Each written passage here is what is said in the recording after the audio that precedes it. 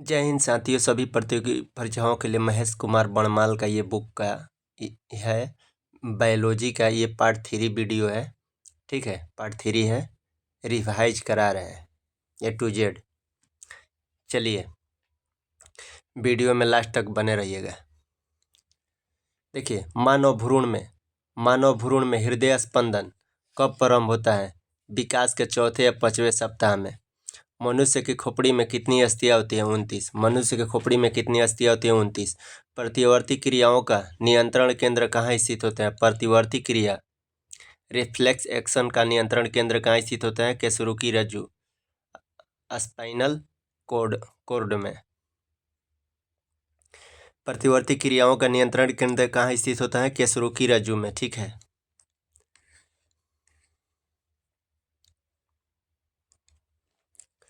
वयस्क मानव में कितनी अस्थियां होती हैं? 206 अस्थियां। वयस्क मानव में कितनी अस्थियां होती हैं? तो 206 अस्थियां होती हैं। नाखून काटते समय दर्द नहीं होता है। नाखून काटते समय दर्द नहीं होता है क्योंकि नाखून मृत कोशिकाओं के द्रव्य द्वारा बने होते हैं जिनमें रक्त संचरण नहीं होता है। नाखून काटते समय दर्द नहीं होता है क्योंकि नाखून मृत कोशिकाओं के द्रव्य द्वारा बने होते हैं जिनमें रक्त संचरण नहीं होता है। हमारे शरीर का सबसे दृढ़ भाग कौन सा है? दंत वल्लक, इनेमल। हमारे शरीर का सबसे दृढ़ भाग कौन सा है? दंत वल्लक। शल्य क्रिया में ऑर्थोप्लास्टी का क्या कार्य है? जोड़ का प्रतिस्थापन करना।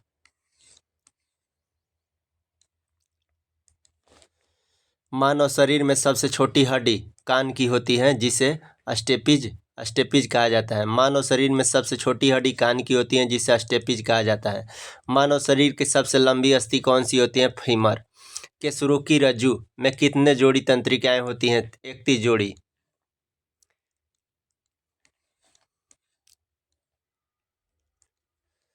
मनुष्य के शरीर में फसलियों के कितने जोड़े पाए जाते हैं? 12 जोड़े। मनुष्य के शरीर में फसलियों के कितने जोड़े पाए जाते हैं? 12 जोड़े।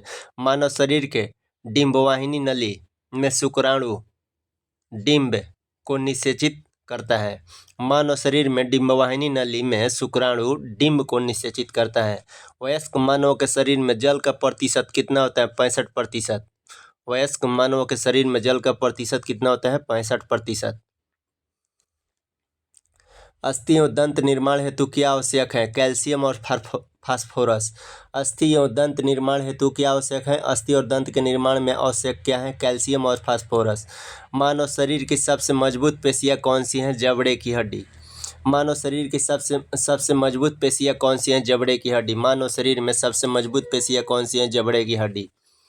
परिवर्धनशील भ्रूण की शुष्कन से कौन सी रक्षा करता है? उलव। परिवर्धनशील भ्रूण की शुष्कन से कौन रक्षा करता है? उलव।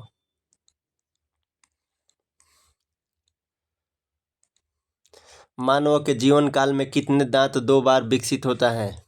20। मानव के जीवन काल में कितने दांत 2 बार विकसित होता है? 20 दांत जो है 2 बार विकसित होता है। मनुष्य के श्रेणी मेखला में 3 अस्थियां उपस्थित होती है। कौन सा है? Ischium, ilium, pubis. देखिए, इस्चियम, इलियम एवं प्यूबिस उपस्थित होते हैं।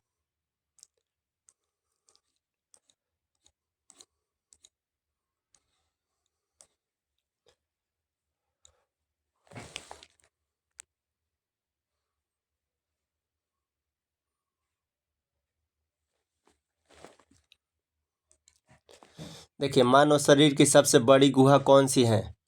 कोलम या स्पैलेकिनिक गुहा। मानव शरीर की सबसे बड़ी गुहा कौन सी है? कोलम या स्पैलेकिनिक गुहा। त्वचा पर चोट लगने के बाद इसका पुनरुद्भवन किसके द्वारा किया जाता है? घनाकार उपकला। त्वचा पर चोट लगने के बाद इसका पुनरुद्भवन किसके द्वारा किया जाता है? घनाकार उपकला। कंडरा किसकी जोड़ी है? कंडरा पेशी की को अस्थि से। कंडरा किसको जोड़ती हैं? पेशी को अस्थि से। कंडरा, इसको इंग्लिश में बोलते हैं टेंडन। टेंडन किसको जोड़ता है? पेशी को अस्थि से। स्नायु, इसको लिंगामेंट बोलते हैं। किसको जोड़ता है? लिंगामेंट अस्थि को अस्थि से। स्नायु लिंगामेंट किसको जोड़ता है? अस्थि को अस्थि से जोड़ता है। कंडरा किसको जोड़ता है? कंडरा टेंडन किसको जोड़ता है? पेशी से, पेशी को अस्थि से, पेशी को अस्थि से। स्नायु लिंगामेंट किससे जोड़ता है? स्नायु लिंगामेंट किसको जोड़ता है? अस्थि को अस्थि से जोड़ता है। अस्थि को अस्थि से जोड़ता है। स्नायु एवं कंडरा कैसे ऊतक है? संयोजी ऊतक है। स्नायु एवं कंडरा कैसी ऊतक है? संयोजी ऊतक है। स्तनियों की अस्थि या उपस्थि से भिन्न कैसी होती है? स्तनियों की अस्थि जो होता है उपस्थि से भिन्न कैसी होती है? हाइवर्सियन नलिकाओं के कारण।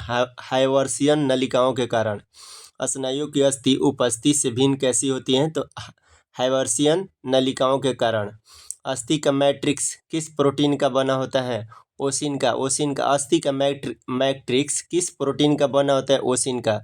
अस्थि का मैट्रिक्स किस प्रोटीन का बना होता है? ओसिन का बना होता है। ओसिन का बना होता है।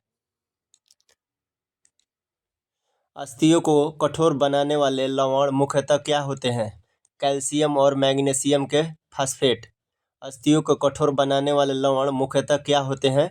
कैल्शियम और मैग्नीशियम के फास्फेट। अस्थियों को कठोर बनाने वाले लवण मुख्यतः क्या होते हैं? कैल्शियम और मैग्नीशियम के फास्फेट।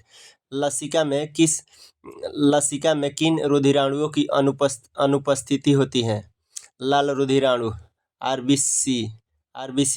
लसिका में किन रुधिराणुओं की अनुपस्थिति होती है? तो लाल रुधिराणु, आरबीसी। कौन सा प्रोटीन त्वचा, बाल, नाखून, सींग तथा खुर के निर्माण में सहायक होता है? कीरेटिन। कौन सा प्रोटीन जो है त्वचा में, बाल में, नाखून में, सींग में एवं खुर के निर्माण में सहायक होता है? कीरेटिन।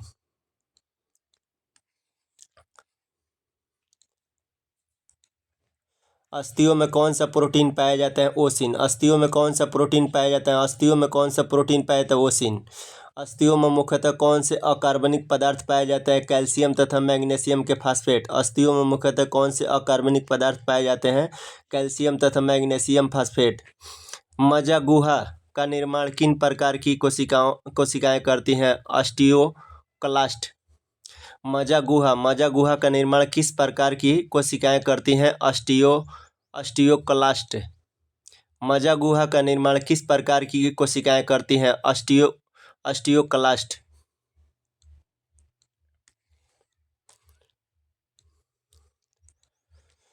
अस्थियों का निर्माण किन ऊतकों से होता है? संयोजी ऊतकों से। अस्थियों का निर्माण किन ऊतकों से होता है? संयोजी ऊतकों से। अस्थियों का निर्माण किन ऊतकों से होता है? संयोजी ऊतकों से। अस्थियों का निर्माण किन ऊतकों से होता है? संयोजी ऊतकों से। शिशुओं में कुल कितनी अस्थियां पाई जाती हैं? 300। शिशुओं में कुल कितनी अस्थियां पाई जाती हैं? 300। मानव शरीर के किस अंग में सबसे अधिक अस्थियां की संख्या होती है? हाथ में। मानव शरीर के किस अंग में सबसे अधिक अस्थियां होती हैं? हाथ में। हाथ में। शिशुओं में कुल कितनी अस्थियां पाई जाती हैं? 300। अस्थियों का निर्माण किन ऊतकों से होता है? संयोजी ऊतक से। अस्थियों का निर्माण किन ऊतक से होता है? संयोजी ऊतक से। किस प्रकार की संधियों द्वारा हमारी खोपड़ी की अस्थियां परस्पर जुड़ी होती हैं? अचल संधि। किस प्रकार की संधियों द्वारा हमारी खोपड़ी की अस्थियां परस्पर जुड़ी होती हैं? अचल संधि।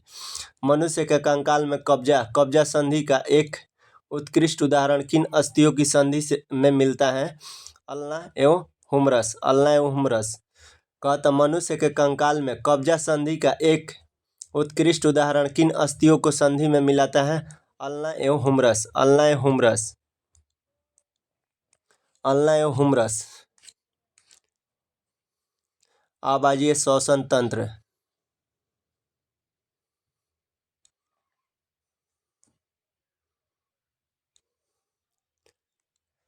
देखिए, श्वसन में बाहर निकली वायु में CO2 की लगभग कितनी मात्रा होती है? 4%। श्वसन में बाहर निकली वायु में CO2 की लगभग कितनी मात्रा होती है? तो 4%। अधिकतर कीट किस प्रकार का श्वसन क्रिया करते हैं? श्वास नली प्रणाली के द्वारा। अधिकतर कीट किस प्रकार की श्वसन क्रिया करते हैं? श्वसन नली प्रणाली के द्वारा। शीत निद्रा के दौरान मेढक किस अंग में से श्वसन करता है? केवल त्वचा से। शीत निद्रा के दौरान मेढक किस अंग से श्वसन करता है? केवल त्वचा से। केवल त्वचा से। यातायात पुलिस शराब के नशे वाले व्यक्तियों को स्वास्थ्य जांच में किस गैस के मिश्रण का प्रयोग करती है? पोटेशियम डाइक्रोमेट सल्फ्यूरिक अम्ल। पोटेशियम डाइक्रोमेट सल्फ्यूरिक अम्ल। पोटेशियम डाइक्रोमेट सल्फ्यूरिक अम्ल। यातायात पुलिस शराब के नशे वाले व्यक्तियों की स्वास्थ्य जांच में किस गैस के मिश्रण का प्रयोग करती है? पोटेशियम डाइक्रोमेट सल्फ्यूरिक अम्ल। श्वासोच्छ्वास में बाहर निकली वायु में ऑक्सीजन की कितनी मात्रा होती है? लगभग 17%। श्वासोच्छ्वास में बाहर निकली वायु में ऑक्सीजन की कितनी मात्रा होती है? लगभग 17%। श्वसन में रुधिर का कौन सा घटक O2 का अवशोषण करता है? लाल रक्त कणिका। श्वसन में रुधिर का कौन सा घटक O2 का अवशोषण करता है? लाल रक्त कणिका। इसको आरबीसी, लाल रक्त कणिका को क्या बोलते हैं? आरबीसी। आरबीसी।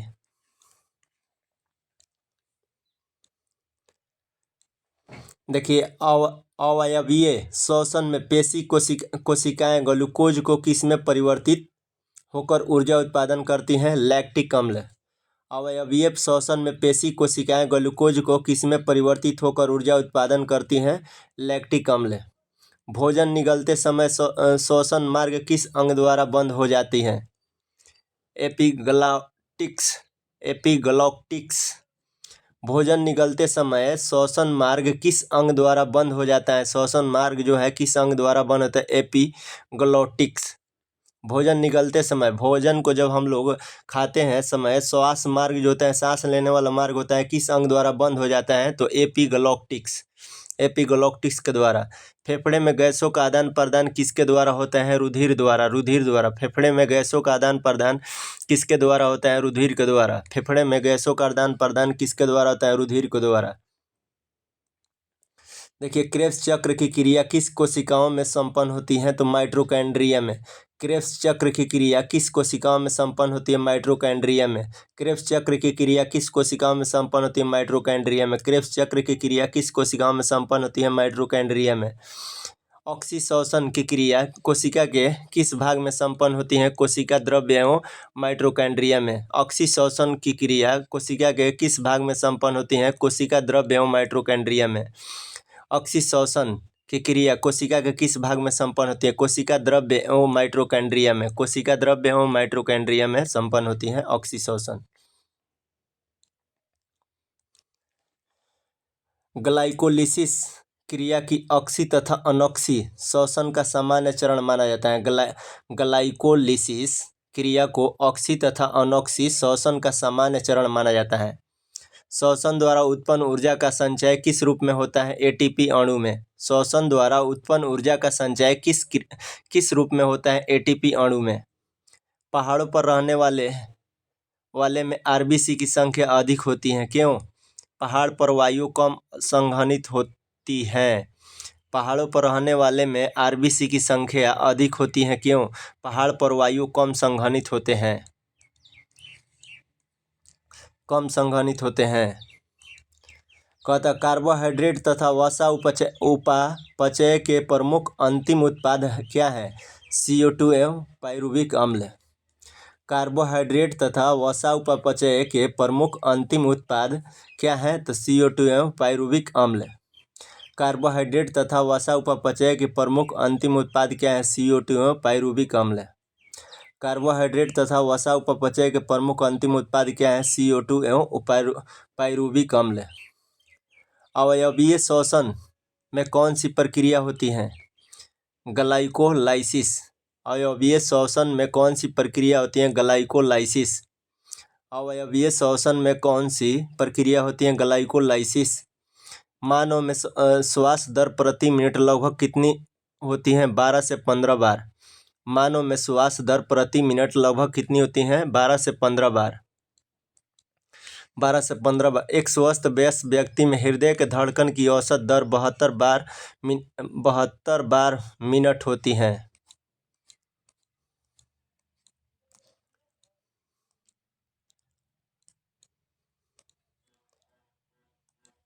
देखिए, ग्लाइकोलिसिस में अंत में ग्लूकोज पायरुविक अम्ल में परिवर्तित हो जाता है। ग्लाइकोलिसिस में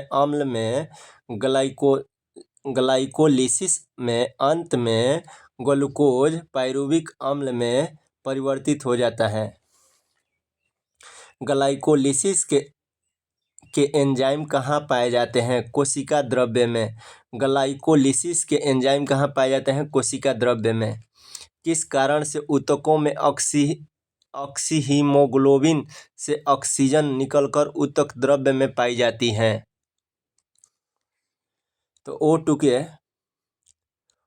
के कमी और CO2 की अधिकता के कारण। किस कारण से ऊतकों में ऑक्सीहीमोग्लोबिन से ऑक्सीजन निकलकर ऊतक द्रव्य में पाई जाती है? O2 की कमी और CO2 की अधिकता के कारण। फेफड़े की कुपिकाओं में गैसीय विनिमय किस प्रकार होता है? सक्रिय ट्रांसपोर्ट। फेफड़े की कुपिकाओं में गैसीय विनिमय किस प्रकार की होती है? सक्रिय ट्रांसपोर्ट।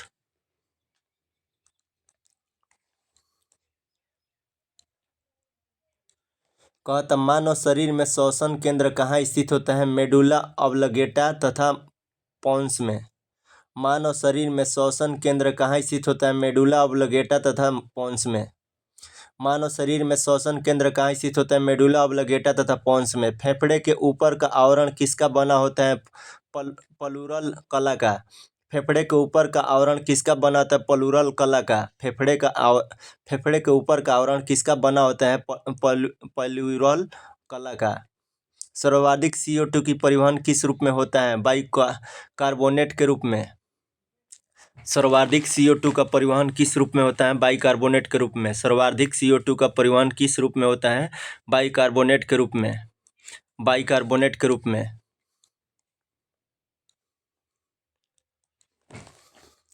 क्रेब्स चक्र में ग्लूकोज के एक अणु से कितने ATP के अणुओं का निर्माण होता है? 24 ATP अणुओं का। क्रेब्स चक्र में ग्लूकोज के एक अणु में कितने ATP के अणुओं का निर्माण होता है? 24 ATP अणुओं का। ग्लाइकोलाइसिस चरण में कितने ATP अणुओं का शुद्ध लाभ होता है? 2। ग्लाइकोलाइसिस चरण में कितने ATP अणुओं का शुद्ध लाभ होता है? 2। किण्वन अर्थात अनॉक्सी श्वसन की खोज सर्वप्रथम किसने किया था? लुईस पाश्चर ने ईस्ट में। किण्वन अथवा अनॉक्सी श्वसन की खोज सर्वप्रथम किसने किया था? लुईस पाश्चर ने क्या चीज में? ईस्ट में किया था।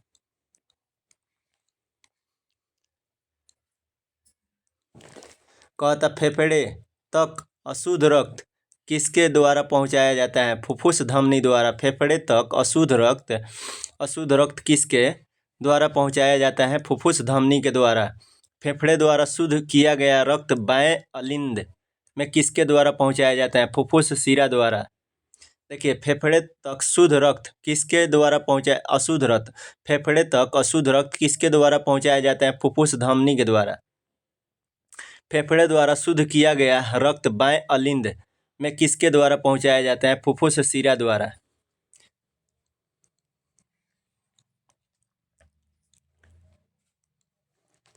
श्वसन गुणांक का मापन किस यंत्र से किया जाता है? गैंगनाग श्वसन मापी से। श्वसन गुणांक का मापन किस यंत्र से किया जाता है? गैंगनाग श्वसन मापी से। ऑक्सीजन की कमी के कारण शरीर के ऊतकों में ऑक्सीजन की कमी होना हाइपोक्सिया या अनोक्सिया कहलाता है। ऑक्सीजन की कमी के कारण शरीर के ऊतक में ऑक्सीजन की कमी होना हाइपोक्सिया या अनोक्सिया कहलाता है। हाइपोक्सिया या अनोक्सिया कहलाता है। ऑक्सीजन की कमी के कारण शरीर के ऊतक में ऑक्सीजन की कमी होना हाइपोक्सिया या अनोक्सिया कहलाता है। हाइपोक्सिया या अनोक्सिया कहलाता है। देखिए, श्वसन क्रिया में वायु के किस घटक की मात्रा में कोई परिवर्तन नहीं होता है? नाइट्रोजन। श्वसन क्रिया में वायु के किस घटक की मात्रा में कोई परिवर्तन नहीं होता है? जो नाइट्रोजन है, इसमें कोई परिवर्तन नहीं होता है। पाचन तंत्र।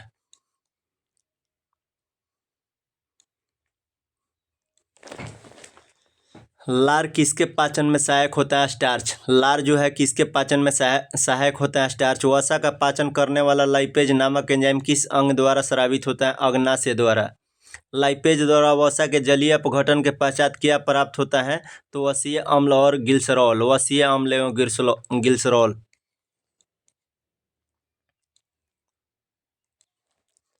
कौन सा पाचक हार्मोन छोटी आंत से स्रावित होता है? सिक्रेटिन। सिक्रेटिन।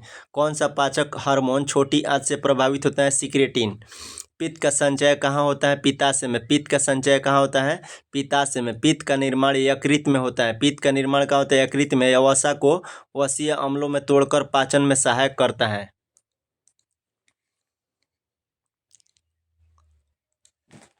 किस अंग में प्रोटीन्स का पाचन पूर्ण होता है? आंत में। किस अंग में प्रोटीन्स का पाचन पूर्ण होता है? आंत में। अमाशय की भित्ति से कौन सा हार्मोन स्रावित होता है? गैस्ट्रीन।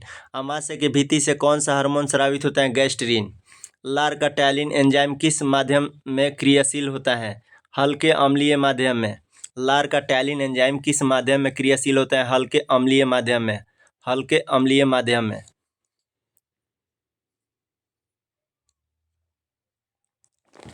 कहत अमाशय की दीवार का पेशीय संकुचन क्या कहलाता है? क्रामकुचन। क्रामाकुचन। क्रामाकुचन।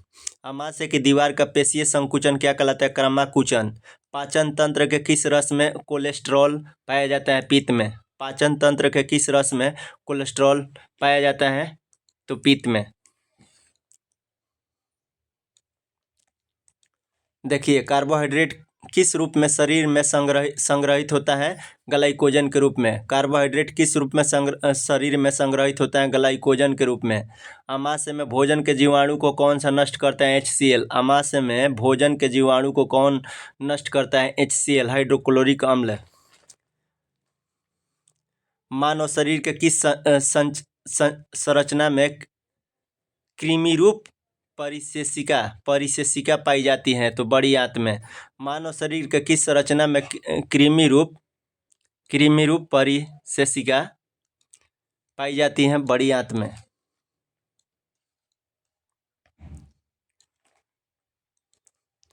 मानव शरीर का वह अंग जो ग्लाइकोजन के रूप में कार्बोहाइड्रेट का भंडारण करता है? यकृत। मानव शरीर का वह अंग जो ग्लाइकोजन के रूप में कार्बोहाइड्रेट का भंडारण करता है क्या कहलाता है? यकृत। एक स्तनधारी में सबसे बड़ी ग्रंथि कौन सी होती है? यकृत। एक स्तनधारी में सबसे बड़ी ग्रंथि कौन सी होती है? यकृत। एक स्तनधारी में सबसे बड़ी ग्रंथि क्या होती है? यकृत। मानव शिशु में सर्वप्रथम मध्यवर्ती इंसाइजर दांत निकलता है। मानव शरीर में सर्वप्रथम कौन सा दांत निकलता है? मध्यवर्ती इंसाइजर दांत निकलता है। मध्यवर्ती इंसाइजर दांत निकलता है।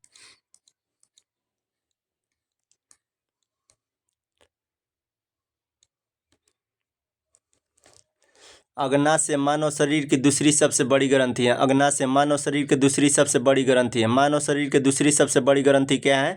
अग्नाशय। पीलिया से कौन सा अंग प्रभावित होता है? यकृत। पीलिया से कौन सी अंग प्रभावित होता है? यकृत। पाचन क्रिया के समय आहार नाल में स्टार्च का अंतिम उत्पाद क्या है? ग्लूकोज।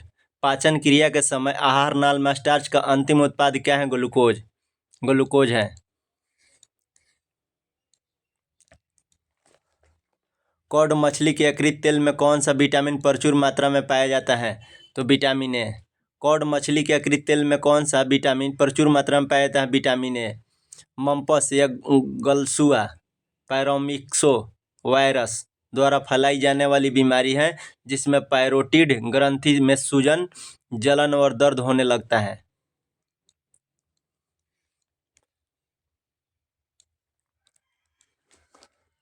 लैंगरहैंस की दीपिकाएं किस अंग में उपस्थित होती हैं? अग्नाशय में। लैंगरहैंस की दीपिकाएं किस अंग में उपस्थित होती है? अग्नाशय में। मानव शरीर में किस एक अंग से हार्मोनों के साथ साथ पाचक एंजाइमों का भी श्रवण होता है? अग्नाशय में।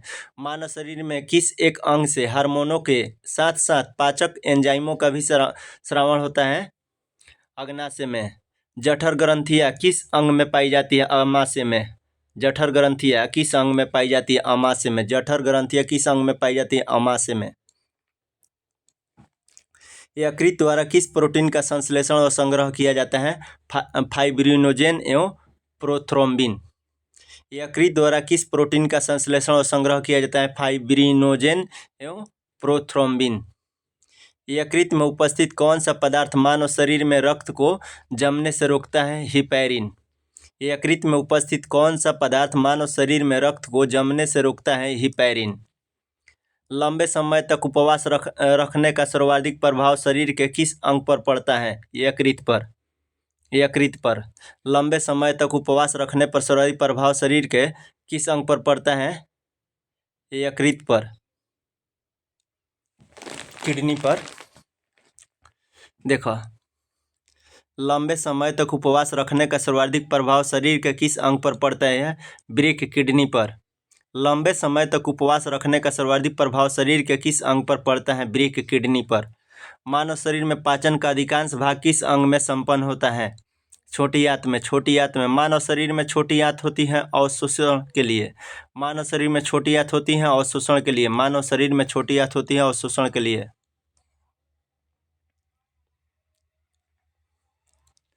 कहता मानव शिशु के जन्म लेने के 6 महीने पश्चात दांत निकलना प्रारंभ होता है। मानव शिशु के जन्म लेने के 6 महीने पश्चात दांत निकलना प्रारंभ होता है। किस अंग के द्वारा रक्त से यूरिया पृथक किया जाता है? वृक्क, किडनी के द्वारा। किस अंग के द्वारा रक्त से यूरिया पृथक किया जाता है? वृक्क, किडनी के द्वारा। इंसुलिन में कौन सी धातु उपस्थित होती है? जस्ता। इंसुलिन में कौन सी धातु उपस्थित होती है? जस्ता। इंसुलिन में कौन सी धातु उपस्थित होती है? जस्ता। देखिए, मानव शिशु में सर्वप्रथम मध्यवर्ती इंसाइजर दांत निकलता है। मानव शिशु में सर्वप्रथम कौन सा दांत निकलता है? मध्यवर्ती इंसाइजर। इसको सेंट्रल इंसाइजर बोलते हैं। उत्सर्जन तंत्र। आइए स्टार्ट। देखिए, उत्सर्जन तंत्र। मानव शरीर में यूरिया का निर्माण किस अंग में होता है? यकृत में। मानव शरीर में यूरिया का निर्माण किस अंग में होता है? यकृत में। एल्कोहल के निरावीषण के लिए कौन सा मानव अंग उत्तरदायी है? यकृत। मनुष्य के शरीर में खून की शुद्धिकरण की प्रक्रिया को क्या कहते हैं? रक्त अपोहन। मनुष्य के शरीर में खून के शुद्धिकरण की प्रक्रिया को क्या कहते हैं? रक्त अपोहन। रक्त अपोहन। देखो, मानव शरीर से उत्सर्जित सर्वाधिक विषाक्त पदार्थ कौन सा है? तो अमोनिया। मूत्र की मात्रा का नियंत्रक है। मूत्र की मात्रा का नियंत्रक है ADH, एंटी डायरेटिक हार्मोन, एवं एल्डोस्टेरोन। मूत्र का मात्रा का नियंत्रक है ADH एवं एल्डोस्टेरोन। एक वयस्क स्वस्थ मनुष्य द्वारा एक दिन में उत्सर्जित मूत्र की मात्रा कितनी होती है? लगभग 1.5 लीटर।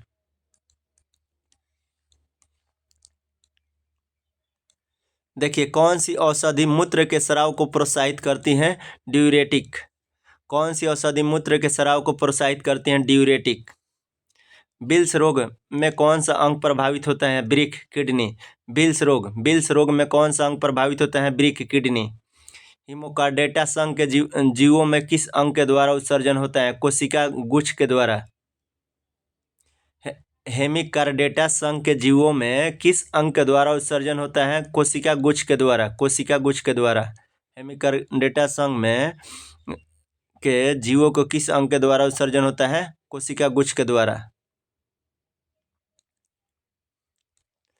देखिए, विभिन्न जंतुओं में यूरिया उत्सर्जित अंग। जंतु मुख्य उत्सर्जित अंग। मनुष्य वृक्क से। अमीबा का उत्सर्जित अंग क्या है? त्वचा, सतह या रिक्तिका। त्वचा को ही सतह बोलते हैं, ठीक है, या रिक्तिका से। अमीबा का उत्सर्जित अंग क्या है? त्वचा, सतह या रिक्तिका। केचुआ का उत्सर्जित अंग क्या है? उत्सर्जिकाएं। केचुआ का उत्सर्जित अंग क्या है? उत्सर्जिकाएं। झींगा मछली का उत्सर्जित अंग क्या है? हरित ग्रंथिया। झींगा मछली का उत्सर्जित अंग क्या है? हरित ग्रंथिया। झींगा मछली का उत्सर्जित अंग क्या है? हरित ग्रंथिया। पीता कृमि का उत्सर्जित अंग फ्लेम कोशिकाएं। आर्थ्रोपोडा का उत्सर्जित अंग क्या है? मेलपिगी नलिकाएं। सिलेंट्रेटा का उत्सर्जित अंग त्वचा, सतह या मुख। सिलेंट्रेटा का उत्सर्जित अंग क्या है? त्वचा, सतह या मुख। वृक्क में पथरी, किडनी स्टोन, यूरिक अम्ल, कैल्शियम ऑक्जेलेट तथा कैल्शियम फास्फेट के कारण बनती है। वृक्क में पथरी जो होता है, यूरिक अम्ल, कैल्शियम ऑक्जेलेट तथा कैल्शियम फास्फेट के कारण बनती हैं।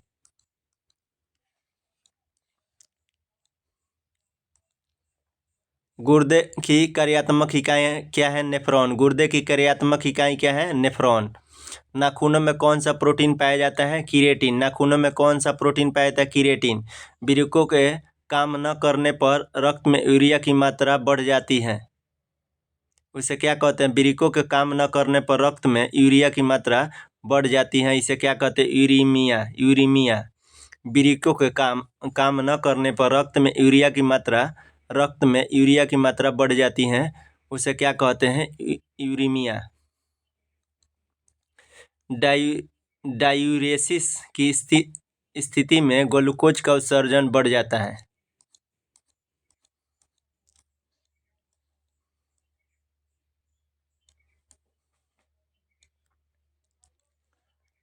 मनुष्य में किस प्रकार का उत्सर्जन पाया जाता है? यूरियोटेलिक उत्सर्जन। यूरियोटेलिक उत्सर्जन। मनुष्य में किस प्रकार का उत्सर्जन पाया जाता है? यूरियोटेलिक उत्सर्जन। यूरोक्रोम का निर्माण कैसा होता है? यूरोक्रोम का निर्माण लाल रुधिर कणिकाओं के हीमोग्लोबिन से। यूरोक्रोम का निर्माण कैसा होता है? लाल रुधिर कणिकाओं के यूरोक्रोम से। वृक्क या किडनी से प्रति मिनट औसत रक्त प्रवाह कितना होता है?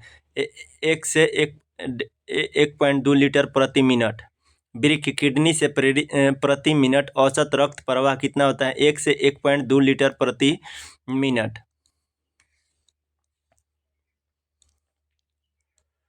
देखिए, वृक्क नलिकाओं के दूरस्थ कुंडलित भाग से मुख्यतः किसका पुनरावशोषण होता है? Sodium chloride. वृक्क के चारों ओर पाए जाने वाला झिल्ली नुमा आवरण को क्या कहते हैं? पेरिटोनियम। पेरिटोनियम। वृक्क के चारों ओर पाए जाने वाला झिल्ली नुमा आवरण को क्या कहते हैं? पेरिटोनियम। पेरिटोनियम। वृक्क के चारों ओर पाए जाने वाले झिल्ली नुमा आवरण को क्या कहते हैं? पेरिटोनियम। पेरिटोनियम।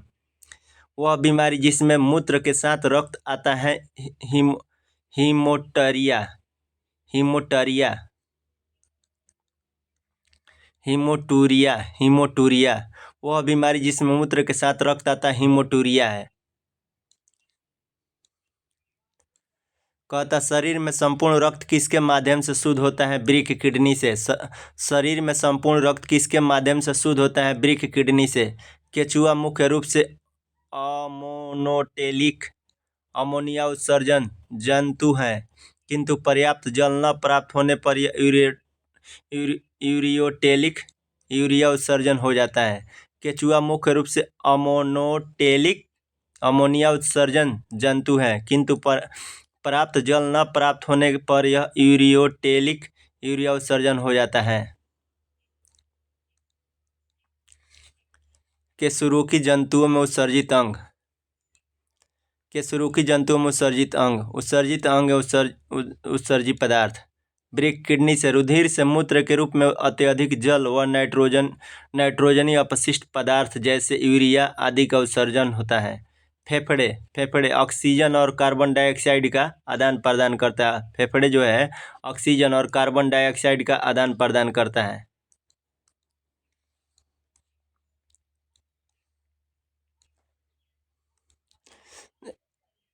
यकृत लीवर नाइट्रोजनी पदार्थों का निष्कर्षण करता है। आंत जो है कैल्शियम और धातुओं के लवण की आवश्यकता से अधिक मात्रा का उत्सर्जन करता है।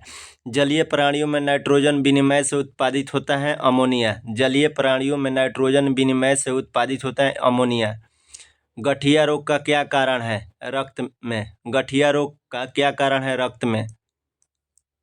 गठिया रोग का क्या कारण है? रक्त में। कहता गठिया रोग का क्या कारण है? देखिए, गठिया रोग का क्या कारण है? रक्त में प्रवाहित यूरिक एसिड का सोडियम यूरेट के क्रिस्टलों के रूप में जोड़ने में एकीकृत होना आमाशय की दीवार का पेशीय संकुचन कहलाता है। पेरिस्टालिसिस। आमाशय की दीवार का पेशीय संकुचन कहलाता है पेरिस्टालिसिस।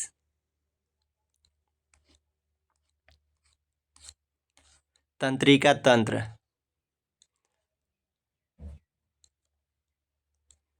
कहता मानव शरीर की प्रतिवर्ती क्रिया का नियंत्रण केंद्र कहाँ स्थित होता है? मेडुला ऑब्लांगेटा में। मानव शरीर की प्रतिवर्ती क्रिया का नियंत्रण केंद्र कहाँ स्थित होता है? मेडुला ऑब्लांगेटा में।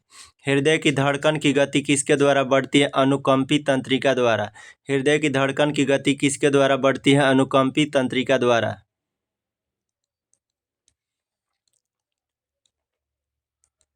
कहता प्रेरक कौशल मस्तिष्क के कौन सा भाग के साथ संबंधित है? ललाट भाग में। प्रेरक कौशल मोटर स्किल मस्तिष्क के कौन से भाग के साथ संबंधित है? ललाट भाग में, फ्रंटल लोब में। मानव के मस्तिष्क का सबसे बड़ा भाग कौन सा है? रोम्बेनसिफेलॉन। मानव के मस्तिष्क का सबसे बड़ा भाग कौन सा है? रोम्बेनसिफेलॉन। मानव के मस्तिष्क का सबसे बड़ा भाग कौन सा है? रोम्बेनसिफेलॉन। तंत्रिका तंत्र के अध्ययन को तंत्रिका विज्ञान कहा जाता है। नर्वस सिस्टम के अध्ययन को क्या कहते हैं? न्यूरोलॉजी, तंत्रिका विज्ञान कहते हैं। नर्वस सिस्टम के अध्ययन को क्या कहते हैं? तंत्रिका विज्ञान। इसी को तंत्रिका विज्ञान को इंग्लिश में कहते हैं न्यूरोलॉजी। कम नींद आने के लिए किस चिकित्सा शब्दावली का प्रयोग किया जाता है? अनिद्रा। कम नींद आने के लिए किस चिकित्सा शब्दावली का प्रयोग किया जाता है? अनिद्रा। मस्तिष्क का कौन सा भाग गुरुत्वाकर्षण के विरुद्ध शरीर का समर्थन करता है? अंतराली केंद्रक। मस्तिष्क का कौन सा भाग गुरुत्वाकर्षण के विरुद्ध शरीर का समर्थन करता है? अंतराली केंद्रक। औसतन एक सामान्य मानव मस्तिष्क का भार कितना होता है? 1.36 kg। औसतन एक सामान्य मानव मस्तिष्क का भार कितना होता है? 1350 ग्राम से 1450 ग्राम होता है। 1350 ग्राम से 1450 ग्राम होता है। 1450 ग्राम होता है। यहाँ दिया है 1.36 kg, सही भी है।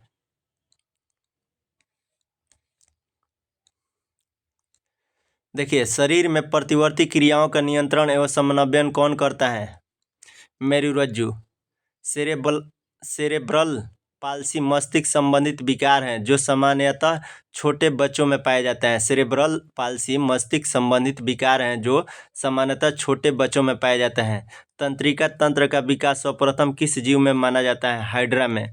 तंत्रिका तंत्र का विकास सर्वप्रथम किस जीव में माना जाता है? हाइड्रा में।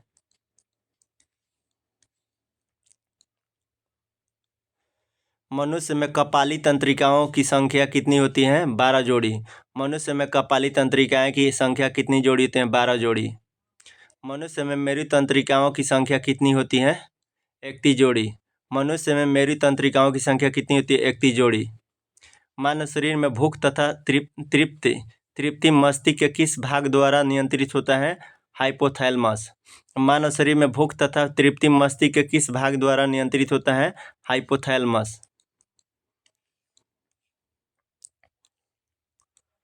कहता डिसलेक्सिया नामक बीमारी मानव शरीर के किस अंग से संबंधित है? मस्तिष्क से। डिसलेक्सिया नामक बीमारी मानव शरीर के किस अंग से संबंधित है? मस्तिष्क से।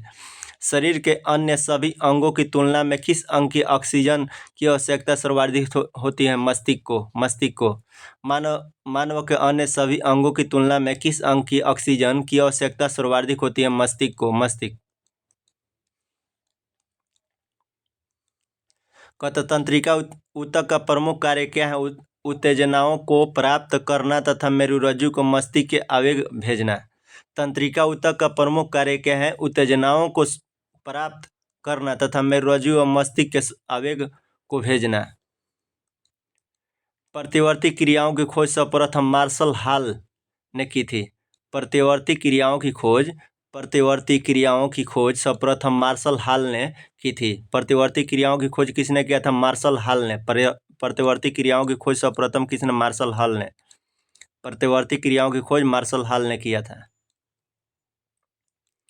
देखिए, भोजन ग्रहण के पश्चात आहार नाल की तरंग गति और इसकी दीवार की ग्रंथियों के श्रवण का उत्तेजन किस तंत्र द्वारा होता है? परानुकंपी तंत्र। भोजन ग्रहण के पश्चात आहार नाल की तरंग गति और इसकी दीवार की ग्रंथियों के श्रवण का उत्तेजन किस तंत्र द्वारा होता है? परानुकंपी तंत्र। कौन से तंत्र हमारे शरीर में समन्वयन का कार्य करते हैं? तंत्रिका एवं अंतःस्रावी तंत्र। तंत्रिका एवं अंतःस्रावी तंत्र।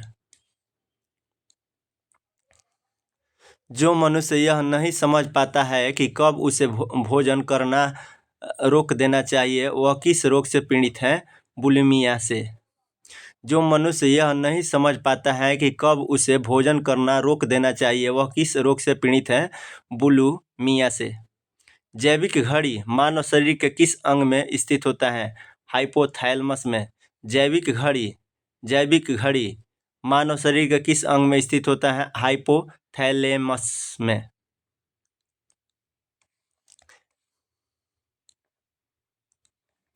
एपिथैलेमस किन ग्रंथियों से निर्मित होता है?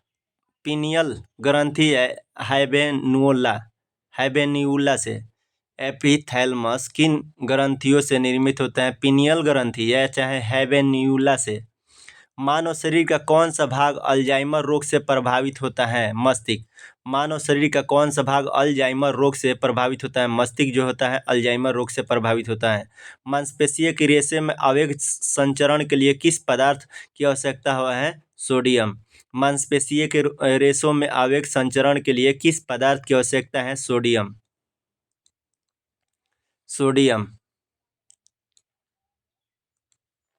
मनुष्य का मस्तिष्क कितने भागों में विभाजित होता है? 3 भागों में। Cerebrum, cerebellum, brain stem. मनुष्य का मस्तिष्क कितने भागों में विभाजित होता है? 3 भागों में। Cerebrum, cerebellum, brain stem.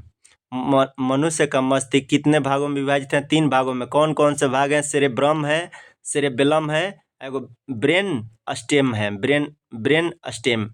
Cerebrum, cerebellum, brain stem. Neuron का बाहर निकला हुआ लंबा भाग क्या कहलाता है? न्यूरॉन का बाहर निकला हुआ लंबा भाग क्या कहलाता है? तंत्रिकाछ, एक्सोन। न्यूरॉन का बाहर निकला हुआ लंबा भाग क्या कहलाता है? तंत्रिकाछ। ठीक है, एक्सोन, इंग्लिश में एक्सोन, तंत्रिकाछ। तंत्रिका कोशिकाओं के तंत्रिकाछ के चारों ओर किस पदार्थ का आवरण पाया जाता है? मेलिन। तंत्रिका कोशिकाओं के तंत्रिकाछ के चारों ओर किस पदार्थ का आवरण पाया जाता है? मेलिन। सुई चुभाने पर किस अंग में पीड़ा का अनुभव नहीं होगा? मस्तिष्क। सुई चुभाने पर किस अंग में पीड़ा का अनुभव नहीं होगा? मस्तिष्क। सुई चुभाने पर किस अंग में पीड़ा का अनुभव नहीं होगा? मस्तिष्क। मानव के जन्म के पश्चात किस अंग में कोशिका विभाजन नहीं होता है? तंत्रिका कोशिका में। मानव के जन्म के पश्चात किस अंग में कोशिका विभाजन नहीं होता है? तंत्रिका कोशिका में।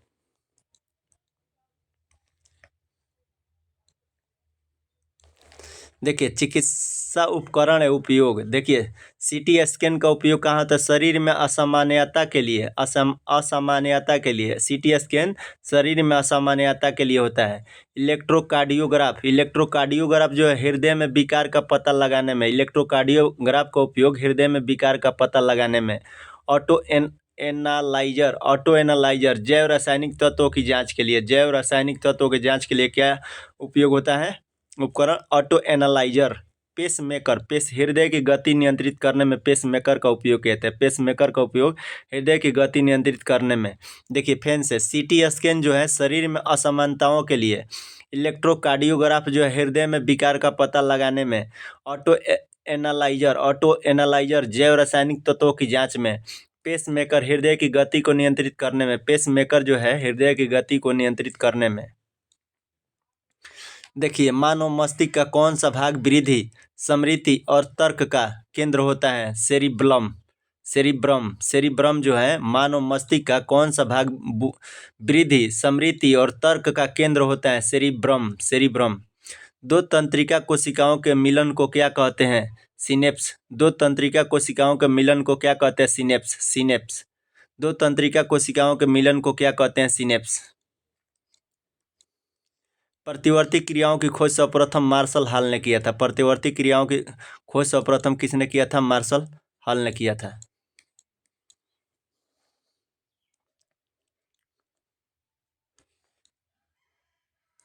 चलिए थैंक यू, अगला वीडियो में बना रहिएगा।